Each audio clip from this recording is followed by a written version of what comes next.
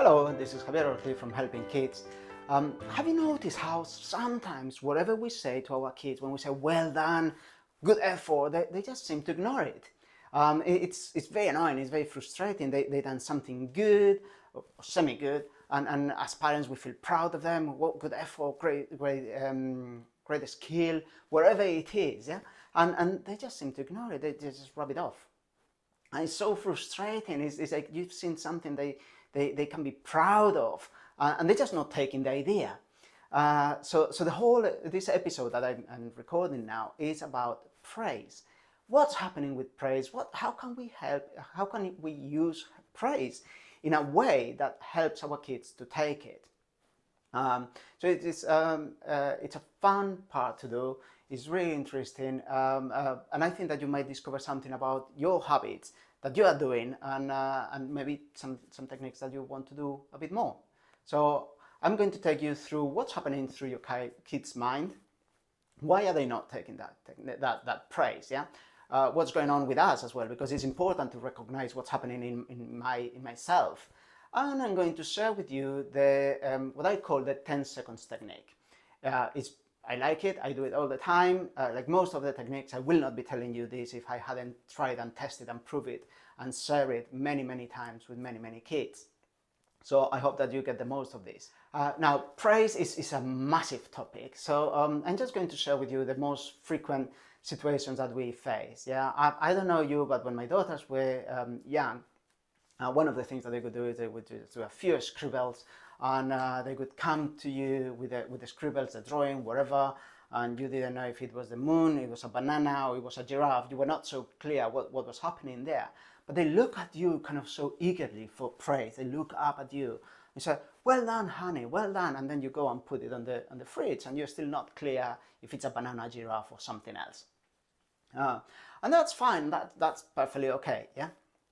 But what we are also creating on that, we are creating an expectation. And obviously what is really important for kids, and this is the part about what's important, what's happening in your kids' mind, they need validation.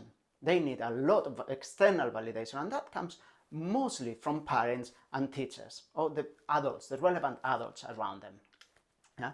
That validation tells them that they are loved, they're secure, they're protected, and that they have the approval of those relevant adults. So that praise is really important, and that's why they seek it so much. It's really crucial for them.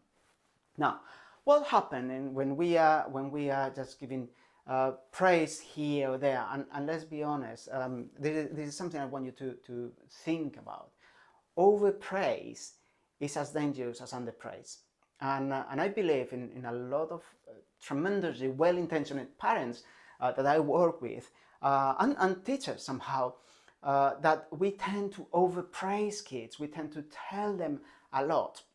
And what's happening in the mind, and then they tell me, okay, I'm not making this up. I haven't read this on a book or anything like that. They are telling me day in, day out.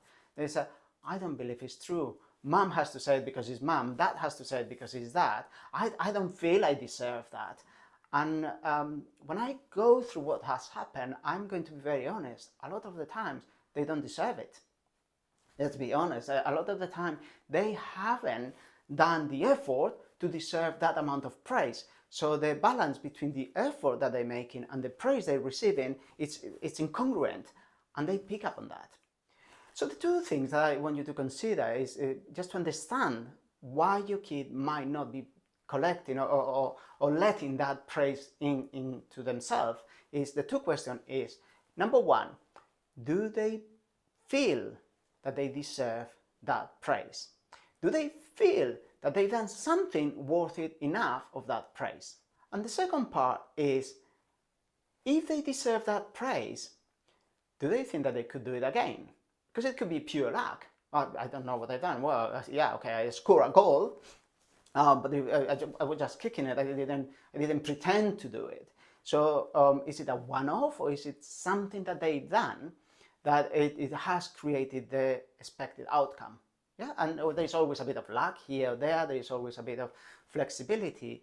But just think about those things. Number one, do they believe they deserve it? Whatever they did, is it enough to justify the amount of praise that you're giving? And number two, Do they understand what is that they've done so they could do it again if needed?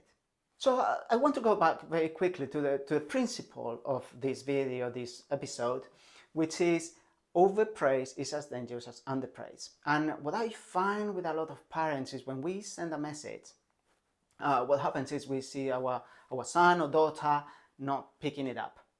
Yeah, not being proud or happy with whatever we tell them, not being thankful, not being, oh, well, thanks for that. Yeah? No, it doesn't happen, they just shrug it off. And then what we do is we overkill it. We go over and over again, but honey, look at this, you've done so well, and we over justify, and then it just becomes really messy. And what's happening in the mind is that they're switching off. Yeah, they're just not listening to you.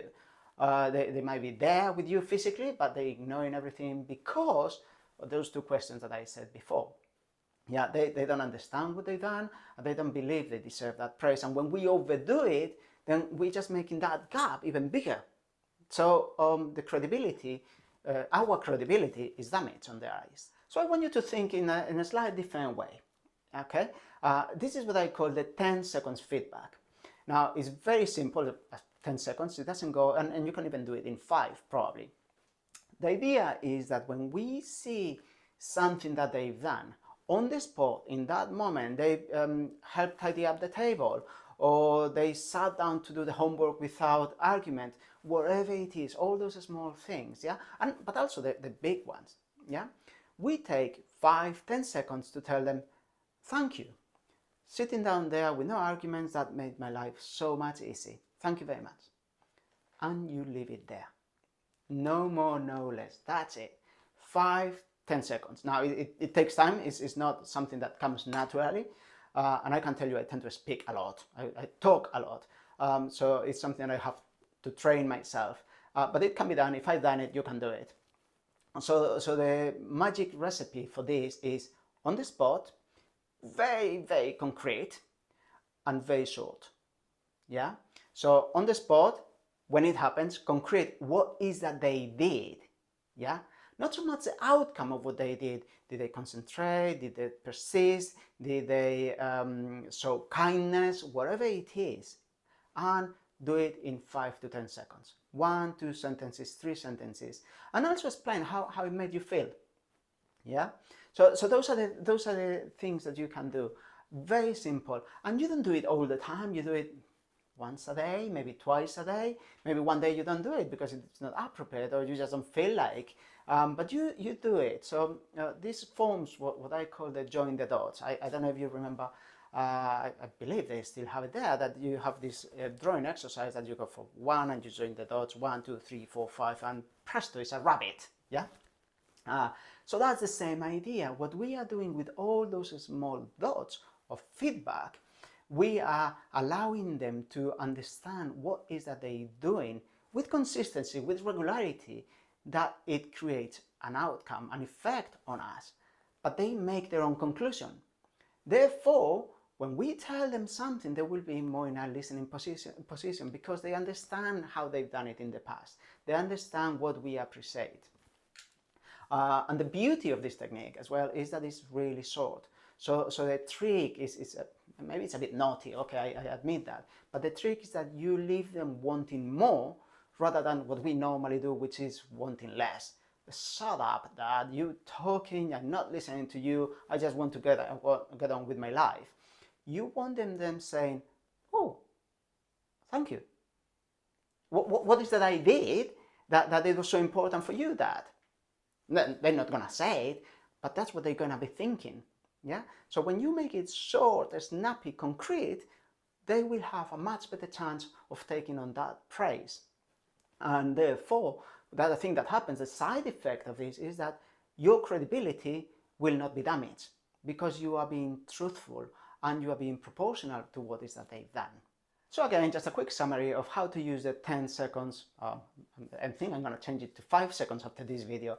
But anyhow, the 10 seconds feedback is on the spot.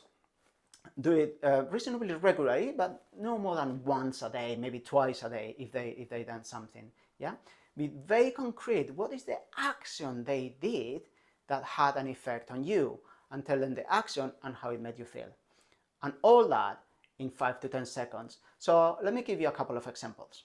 So for instance, Tommy, thank you very much for tidying up your room. That saved me a ton of work. So thank you. And if you are like me, you say, okay, tell me more. What is that I did? What part of the room? But I will know that I did something good, that likes it, and that it was something to do about tidying up, which I did. Let me give you another example. Becky, the way you talked to your brother just then, that was really nice and very kind. You showed a lot of kindness, and I believe that made him feel very good, and it made me feel very good about it.